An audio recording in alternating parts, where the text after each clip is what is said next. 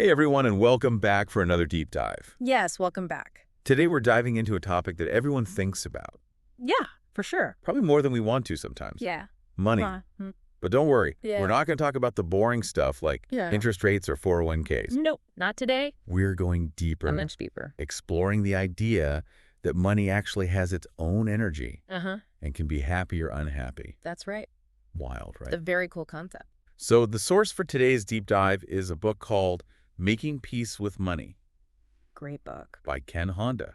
You know, And he blends personal stories with Eastern philosophy to create a really unique perspective on finances. definitely a unique perspective. He argues that cultivating what he calls happy money can totally transform your relationship with money. And your life. And one of the most interesting ideas in the book is this concept of energy in relation to money. It's a really powerful idea. So it's not just about how much money you have, No, it's much more than that. but the vibe it's giving off. Yeah. Like, is your money stressed out? Is it relaxed? Or is it joyful? Honda even opens the book with this story about a woman he calls the mysterious wallet woman, Oh, yeah, she's great. who claims she can tell by looking at your cash if your money is smiling or crying. Seriously. That's pretty wild. Sounds like a superpower. So that story really highlights how money carries this emotional history with it, Right. based on how it was earned or spent. Or even an inherited. And that energy can impact your finances in a real way. For sure. Have you ever noticed that when you are stressed about money, Oh, yeah. things just seem to get worse? Absolutely. That's because those negative emotions are actually repelling abundance. You're pushing it away. Wow. I've definitely experienced that, We all have. especially around bill paying time. Ugh, the It's worst. like a downward spiral of stress. It really is. But Honda doesn't just leave us hanging with the problem. No, he doesn't. He offers some really amazing solutions. I love that about his work. One of the first things he talks about is this idea of a money blueprint. Okay. Yeah. So it's basically a set of subconscious beliefs and patterns that we inherit about money, Often from our families. or even from society in general. Right, exactly. It shapes how we think about earning, spending, and saving. Without us even realizing it. So it's like this invisible script that's running in the background of our financial lives, That's a great way to put it. influencing our choices. And sometimes that script can be pretty messed up. Oh yeah, for sure. Yeah. Honda even shares his own experience with this. Mm-hmm. He realized he was unconsciously carrying a fear of scarcity Understandable. that stemmed from his father's struggles during World War II. Wow.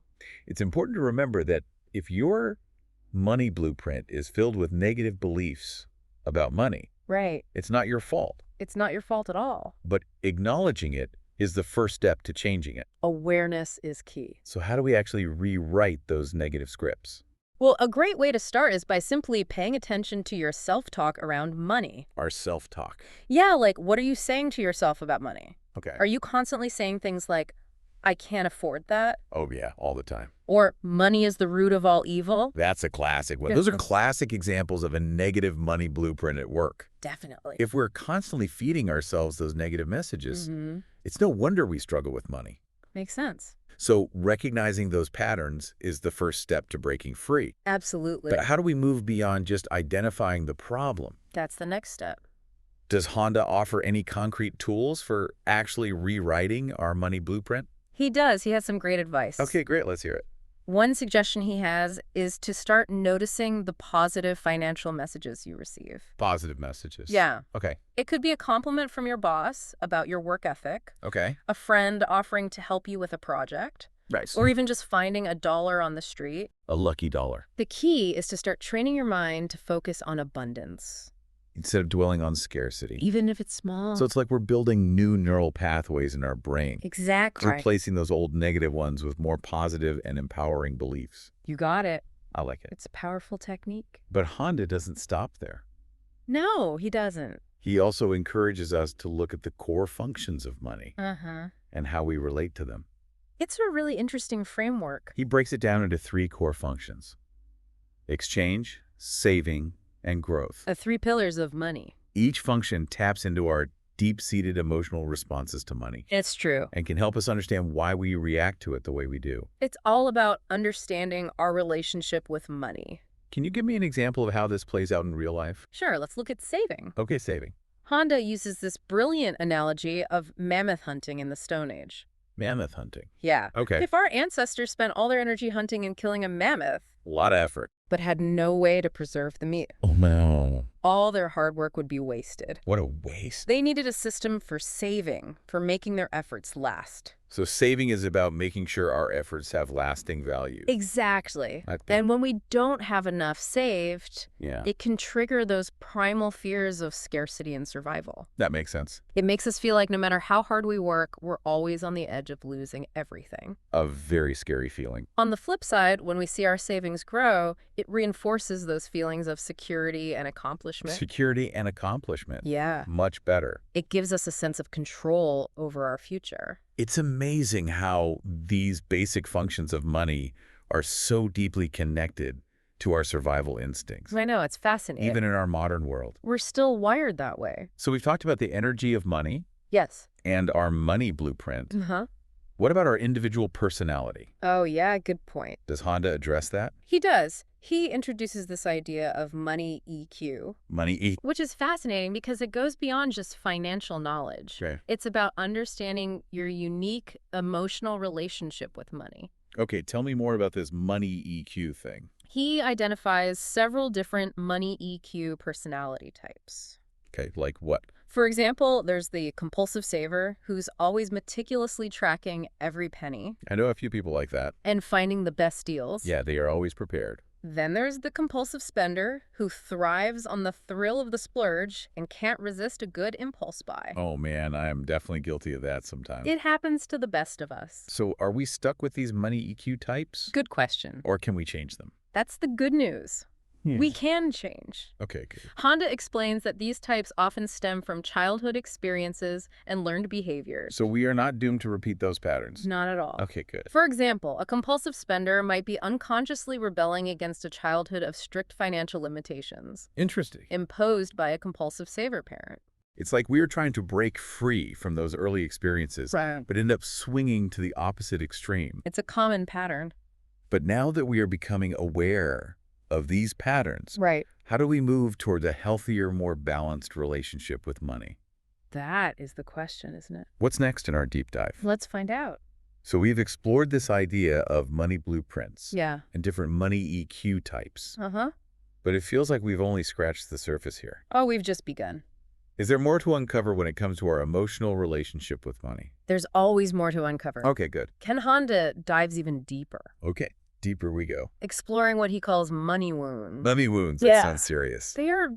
These are emotional scars that we carry from past experiences, What experiences? societal messages, Oh, yeah. and even our family's financial histories. So it's not just about our beliefs about money, No, it's deeper than that. but actual emotional baggage that we are carrying around. Yeah, baggage that weighs us down. Honda encourages us to look back on our earliest memories related to money. Those early experiences can be so powerful. Think about those moments that might have instilled fear Mm-hmm. or anxiety. Or sense of scarcity. Were your parents always stressed about bills? That's a common one. Did you experience financial hardship growing up? That can leave a mark. Were you ever scolded for wanting things you couldn't afford? Oh, yeah, I remember that.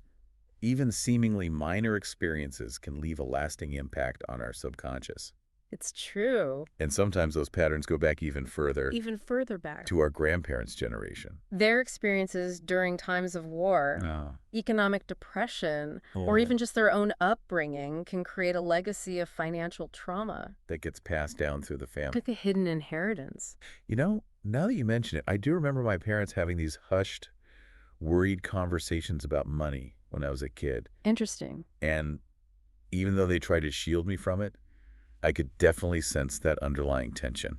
We pick up on those things. It's amazing how much we absorb as children, Like little sponges. even when we don't fully understand what's going on. Our subconscious is always listening. And Honda's point is that we often end up repeating those patterns. Even if we consciously try to do things differently. So it's like those money wounds or these open sores That's a powerful image. that keep getting infected. Yeah, they can be hard to heal. Even if we are trying to bandage them up with logic and reason. Logic and reason only get you so far. But the good news is that Honda doesn't advocate for dwelling on the past No, he doesn't. or blaming our families. It's not about blame. Instead, he emphasizes understanding and forgiveness. Forgiveness is key to healing. So it's about recognizing that Our parents and grandparents were probably doing the best they could Right. with the knowledge and resources they had. They were doing their best with what they knew. He suggests really trying to see things from their perspective, To have empathy for their struggles. to recognize that they were likely acting out of their own unresolved money wounds. We're all carrying some of that baggage. And by understanding their struggles, we can start to heal our own. It's a journey of self-discovery. It's like that saying, hurt people hurt people.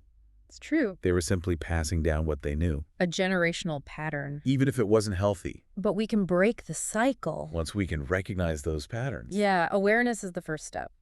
both in ourselves and in our families, we can begin to break free. Freedom from those old patterns. And a big part of that is shifting our mindset. From fear to trust. Trust. Yes, trust. But how can we trust something as unpredictable and often frustrating as money? That's the challenge, isn't it? That's where Honda's approach really diverges from traditional financial advice. He challenges the status quo. He challenges that deeply ingrained belief that money is scarce That scarcity mindset. and that we need to constantly fight for it. Always struggle. So instead of seeing money as this limited resource that we have to hoard and protect, Yeah, like it's going to run out. we need to adopt a more abundant mindset. There's enough for everyone. He encourages us to trust in the abundance of the universe, To believe that there's plenty to go around. to believe that when we are aligned with our purpose and doing what we love, Yeah, finding your passion. the money we need will flow into our lives. It will come to you. That's a beautiful idea, It is. but it also sounds pretty idealistic. I understand that perspective.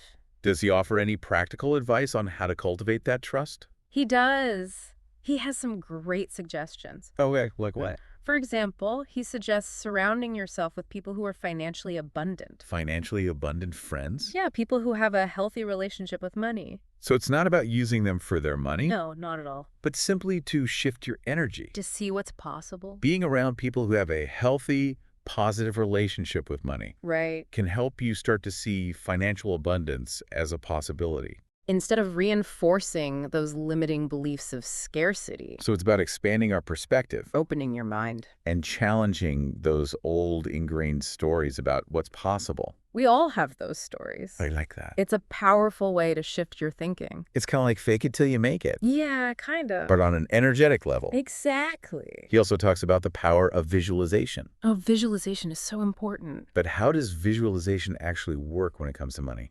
Honda encourages us to visualize the ideal flow of money in our lives. The flow. Yeah, imagine it coming in easily and Fearlessly. being used for things that bring you joy and fulfillment, Okay. and flowing out to others in a generous and meaningful way. So we are painting a picture of our ideal financial reality. Creating a vision board for your finances. What else? Does he have any other surprising suggestions? He does. He suggests talking to your money. Wait, talking to my money? Yeah. Like out loud. It might feel strange at first. That seems a bit much even for me. I know it sounds a little out there. But bear with me.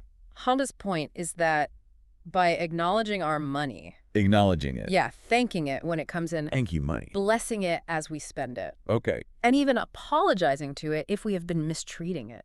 I've definitely mistreated my money before. We've all been there. We are cultivating a sense of gratitude and respect. It's about shifting our attitude. So instead of seeing it as this source of stress or resentment, That old story. we are treating it as a valuable partner in our lives. A partner in our financial journey. It's a way to shift the energy around our finances. To create a more positive and joyful experience. Remember, Honda believes that money is energy, and Mhm. our thoughts and feelings towards it directly impact how it flows in our lives.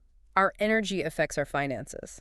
That's a really interesting perspective. It is. It makes me wonder if we have been approaching money all wrong. Maybe we need a new approach. Instead of trying to control it or force it into submission, Yeah, that old paradigm. maybe we need to learn how to dance with it To find a rhythm to create a harmonious relationship. based on respect and appreciation. I think you're getting it. It's all about finding that balance.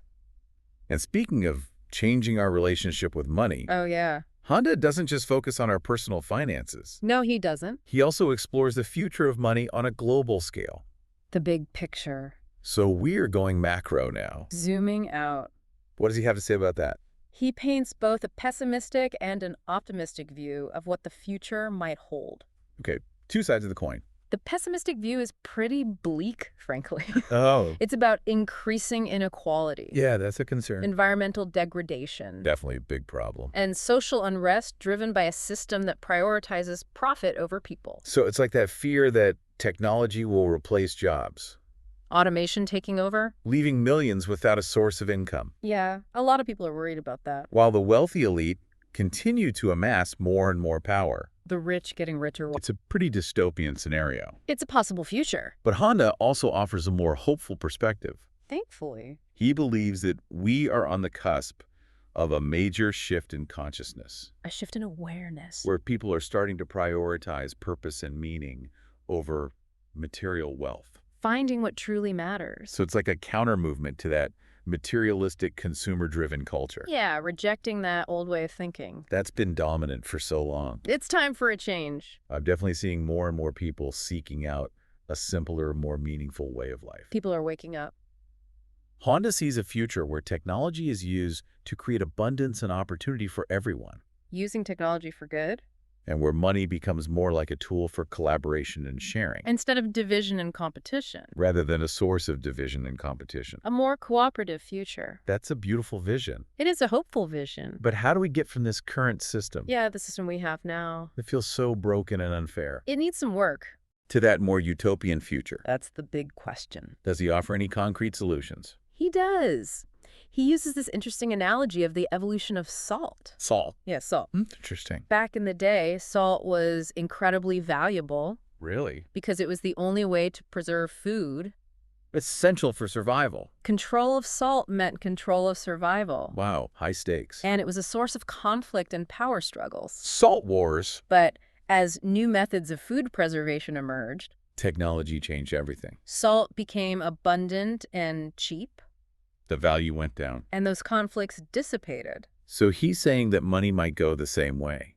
It's a possibility. That as we evolve as a species and develop new ways of meeting our needs, New solutions to old problems. money might become less about scarcity and power, A shift in perspective. and more about facilitating the flow of goods and services that benefit everyone. A more equitable system. It's a thought-provoking idea. It is. It makes you wonder Yeah. if money were no longer the primary driver of our choices. What would motivate us? What would you do with your life? What would you pursue? What talents and passions would you pursue What would you create? if you weren't constantly worried about earning a living? Freedom from financial worries. Wow, that's a big question. It is. And it really highlights how much we've allowed money to dictate our choices Money has a lot of power. and limit our possibilities. But we can reclaim that power. But I think you're right. Yeah. It's an exciting time to be alive. There's so much potential. It feels like we're on the verge of something truly transformative. A new era. And while we are waiting for that global shift to happen, That shift in consciousness. what can we do on a personal level to create happy money in our own lives? What can we do today? What's next in our deep dive? Let's explore some practical tips. So we've explored a lot of really deep, thought-provoking ideas about money. Yeah, a lot to think about. The emotional baggage it carries, Mm-hmm. the possibility of a future where it plays a less dominant role, A new paradigm. and the power of shifting our mindset from scarcity to trust. A powerful shift. But let's get practical. Yeah, let's talk about action steps. Does Ken Honda offer any actual, real-world tips for cultivating happy money in our everyday lives? He does. He outlines a whole set of practices that he calls the arigato principles. Arigato principles. Yeah, it's a Japanese word for gratitude. So it's all about gratitude again. Gratitude is key. He believes that expressing gratitude for our money, even just acknowledging it with appreciation, Right, just noticing it. is the foundation for creating a positive and harmonious relationship with it. It's about shifting our energy. He even shares that amazing story about the man who had to say thank you 100,000 times to receive financial help. Oh yeah, that's a powerful story. By the time he reached that goal, his entire perspective had shifted, He had transformed his relationship with money. and he no longer needed the money. It's amazing how that works. That story really illustrates how powerful a simple shift in mindset can be. Our thoughts create our reality. When we focus on gratitude, we move from a place of lack to a place of abundance, From scarcity to abundance. and that attracts more good fortune into our lives. It's the law of attraction. Okay, so expressing gratitude is key. Absolutely. But does he offer any other specific practices? He does. One of his suggestions is to bless your money as you spend it. Bless my money. Yeah. Isn't that a bit religious? It doesn't have to be. It's more about intention. Okay. It's about consciously infusing your money with positive energy Positive vibe. and wishing blessings on the people or businesses you're buying from. Okay. Imagine that money doing good in the world, Making a difference. contributing to something positive. Okay. I can get behind that. It's a simple but powerful practice. It's like we are turning even the most mundane transactions into acts of generosity. Exactly. It also suggests paying a bit more than asked sometimes. If you can afford it, of course. Not out of obligation, No, but as a gesture of appreciation. just a little extra. Could be tipping generously, Ye- rounding up your bill, Mhm. or even just overpaying a street vendor. A random act of kindness. It's about disrupting that ingrained mentality of scarcity Breaking free from that old pattern. and replacing it with a spirit of generosity. Abundance mentality. I love that. It feels good to give. It's like we are breaking free from that constant feeling of having to hold on tight to every penny. Letting go of that fear. And speaking of supporting others, Yes. Honda also emphasizes the importance of giving back. Giving is essential. He believes that generosity creates a cycle of abundance. What you give comes back to you. When we give freely, without expectation of return, No strings attached. we open ourselves up to receiving even more good fortune. It's the law of reciprocity. You know, I've always struggled with giving. It's a common struggle. It feels like I never have enough to share. It's not about the amount. Okay. It's about the intention. So it doesn't have to be about grand gestures or large sums of money. No, not at all. It could be volunteering your time, Yeah. sharing your skills, Offering your expertise. offering a listening ear to a friend, Just being there for someone. or even just smiling at a stranger. A simple act of kindness. That's a good reminder. We can all give something. It's about shifting our focus from me to we, From self-centeredness to interconnectedness. recognizing that our well-being is interconnected with the well-being of others. We are all connected. Wow, we've covered a lot of ground in this deep dive. It's been a journey. What stands out to you as the most important takeaway? For me, it's that reminder that our relationship with money is so much more than just numbers on a spreadsheet. It's about our energy, Our emotions our beliefs, and our choices. and we have the power to transform that relationship, we are in control. to move from fear and scarcity Those old patterns. to gratitude and abundance. A new way of being. I love that. It's a beautiful message. And if you could leave our listener with one final thought-provoking question to ponder, Okay. what would it be? If you could wave a magic wand and instantly have all the money you needed to feel secure and content, what would you do differently with your life? What dreams would you pursue? What impact would you make on the world? And then, the real challenge. How can you start taking steps toward those goals right now, even without the magic wand? That's such a powerful question. It's about aligning our actions with our values. It reminds us that happy money isn't just about having a lot. It's about living a meaningful life, It's about aligning our lives with what truly matters to us. finding your purpose. And it's something we can start doing today, regardless of our current financial situation. We all have the power to create happy money. Thanks for joining us on this deep dive into happy money. It's been a pleasure. We hope it's inspired you to rethink your relationship with finances and to cultivate a more joyful and abundant experience of life. Go out there and create your own happy money.